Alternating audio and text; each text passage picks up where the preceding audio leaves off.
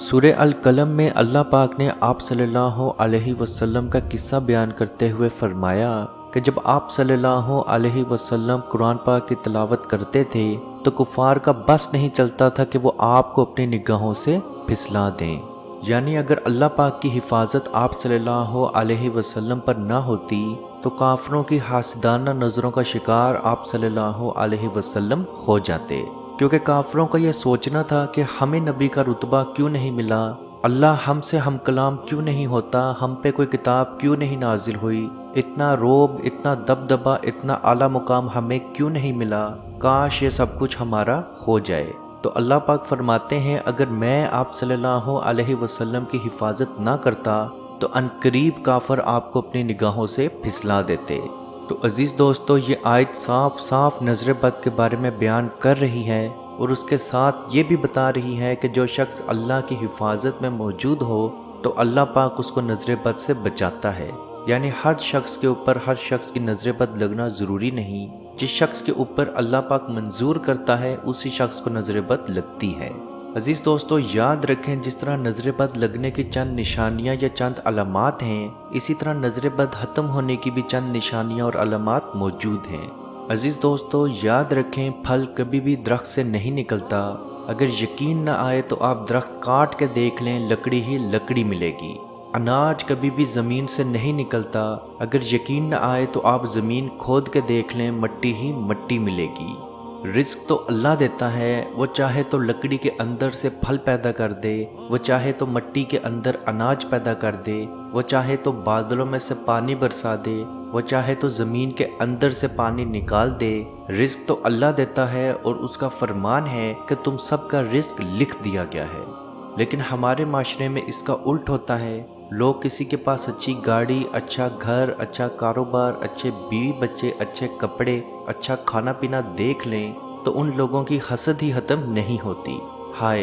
ये कितना अच्छा खाता है, ये कितना अच्छा पहनता है, इसके बीवी बच्चे कितने अच्छे हैं, इसका कारोबार कितना अच्छा है, काश ये सब कुछ मेरा हो जाए, काश ये सब कुछ मुझे मिल जाए, काश इसके पास कुछ ना रहे। तो अजीज़ दोस्तों, पल भर के अंदर अंदर नज़र बद लग जाती हैं और नबी करीम सल्लल्लाहु अलैहि वसल्लम का फरमान है नज़र बद से अल्लाह की पनाह तलब किया करो, क्योंकि नज़र का लगना हक है और अगर तकदीर से कोई चीज़ सबकत लेके जा सकती तो वह नज़र बद है। और मज़ीद आप सल्लल्लाहु अलैहि वसल्लम ने फरमाया नज़र बद इंसान को मौत तक और ऊँट को हांडी तक पहुँचा देती है और अल्लाह की क़ज़ा व तकदीर के बाद सबसे ज़्यादा अमवात मेरी उम्मत में नज़र बद की वजह से होंगी। तो अजीज़ दोस्तों, इन रिवायात से ये चीज़ साफ साफ ज़ाहिर है कि अगर आपके नसीब में कोई चीज़ लिखी जा चुकी है तो वह नज़र बद की वजह से ख़त्म हो सकती है या आपकी जान तक नज़र बद की वजह से जा सकती है।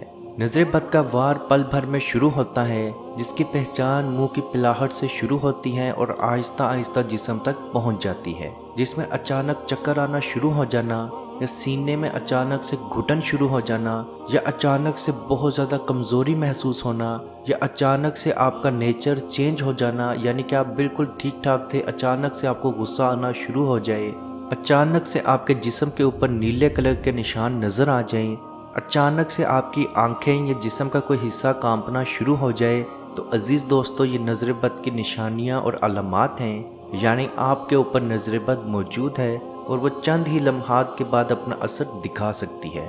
नज़र बद के इलाज के लिए आपने सबसे पहले सूरह कलम की ये आयत व इय्याका दुल्लज़ीना काफ़रू, ये आयत आपने 7 मरतबा पढ़नी है और इसके साथ साथ आपने 7 मरतबा नज़र बद से बचाव का दम बिस्मिल्लाहि अर्कीका मिन कुल्ली शैइन यूज़िका मिन हासिदी हासिदिन व कुल्ली ऐनिन वस्मुल्लाहि यशफिका, ये दम भी आपने 7 मरतबा पढ़ना है और इसके साथ आपने 7-7 बार सूरह फलक और सूरह नास की तलावत करनी है और दोनों हाथों पे थू थू करके पूरे जिस्म पे आपने दोनों हाथ फेर लेने हैं। अजीज़ दोस्तों, याद रखें नज़र बद लगती तो पल भर के अंदर है, यानी कि पल भर के अंदर वो अपना असर दिखाना शुरू कर देती है, लेकिन उसका इलाज शुरू होने में 2 से 3 दिन का वक्त लग जाता है। अगर तो जिस शख्स की नज़र बद लगी हो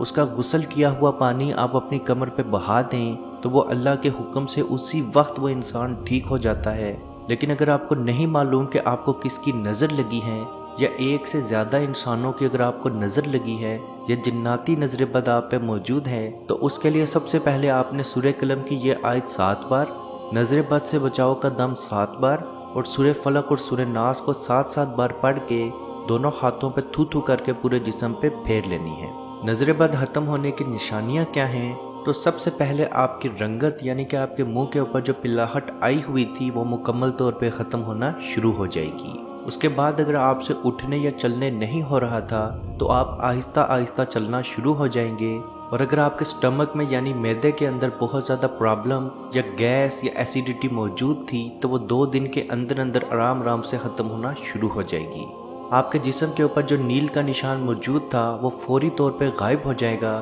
1 دن کے اندر اندر وہ مکمل طور پہ غائب ہو جائے گا اور آپ کو سمجھ بھی نہیں آئے گی کہ وہ نشان کہاں گیا۔ آپ کی آنکھوں کا پھڑکنا یا جسم کے حصے کا پھڑکنا مکمل طور پہ ختم ہو جائے گا۔ آپ کو اگر بھوک لگنا ختم ہو چکی تھی تو وہ بھوک مکمل طور پہ پھر سے شروع ہو جائے گی۔ عزیز دوستو، یاد رکھیں جو ہم آپ کو نشانیاں اور علامات بتاتے ہیں اس کے ساتھ میڈیکل ٹریٹمنٹ بہت ضروری ہے، یعنی کہ اگر آپ کی طبیعت خراب تھی، آپ نے اپنا میڈیکل چیک اپ کروایا لیکن آپ کی رپورٹس بالکل کلیئر تھیں اور اس کے ساتھ آپ میں نظر بد کی نشانیاں موجود تھیں تو آپ یہ عمل ضرور کریں۔ آپ کو کسی بھی میڈیسن کی ضرورت نہیں پڑے گی، آپ مکمل طور پر ٹھیک ہو جائیں گے۔ مولانا عبدالسلام فرماتے ہیں مڈل کلاس کا بچہ جو کہ میرے ہی محلے میں رہتا تھا بہت زیادہ ذہین اور خوبصورت تھا اور دین اسلام کے بہت زیادہ قریب تھا۔ وہیں قریب ہی اس بچے کے ایک دوست کی وفات ہو گئی۔ وہ بچہ اپنے گھر والوں کے ساتھ اس کے جنازے پہ گیا اور وہاں پہ اسلام کا درس دیا تو دیکھتے ہی دیکھتے شام تک وہ بچہ گنگا ہو گیا۔ اس کا باپ بہت زیادہ پریشان ہوا، طرح طرح کے ڈاکٹرز کے پاس اس کو لے کے گیا، رپورٹس لیں اور وہ رپورٹس مکمل طور پہ کلیئر تھیں، یعنی کہ ڈاکٹروں کی نظر میں اس کو کوئی بھی پرابلم یا کوئی بھی تکلیف نہیں تھی۔ تو رات کے وقت وہ والد اپنا بچہ لے کے میرے پاس حاضر ہوا۔ جیسے ہی اس نے مجھے تمام معاملات بتائے تو میں سمجھ گیا کہ اس بچے پہ نظر بد موجود ہیں۔ میں نے اسی وقت اس بچے پہ نظر بد کا دم کیا اور سورہ فلق اور سورہ ناس پھونکنا شروع کر دی، اور ساتھ ہی ایک پانی پہ دم کر کے اس کے باپ کو دیا اور اس کے باپ کو تلقین کی کہ 7 دن تک یہ بچہ یہی پانی پیے، اور جب وہ نہانے لگے تو اس پانی کو تھوڑا سا وہ بالٹی کے اندر ڈال لے اور اسی پانی کے ساتھ غسل بھی کرے۔ 1 ہفتے کے بعد جب وہ بچہ واپس آیا تو مکمل طور پر صحت یاب تھا، بول رہا تھا اور بہت زیادہ خوش تھا۔ عزیز دوستو، یاد رکھیں نظر بد کسی نیک انسان کی بھی لگ سکتی ہے، آپ کو اپنے والدین تک کی بھی نظر بد لگ سکتی ہے، یہاں تک کہ آپ کو اپنی نظر بد بھی لگ سکتی ہے۔ تو جب بھی اپنے آپ کو شیشے میں دیکھیں یا کسی اچھی چیز کو دیکھیں تو ماشاءاللہ یا بارک اللہ ضرور کہا کریں۔ اللہ پاک سے دعا ہے کہ ہم سب کو اپنے حفظ و ایمان میں رکھے اور کشمیر کے بھائیوں پہ خصوصی رحم فرمائے اور ان کو آزادی کی نعمت عطا فرمائے۔ آمین۔ اللہ حافظ۔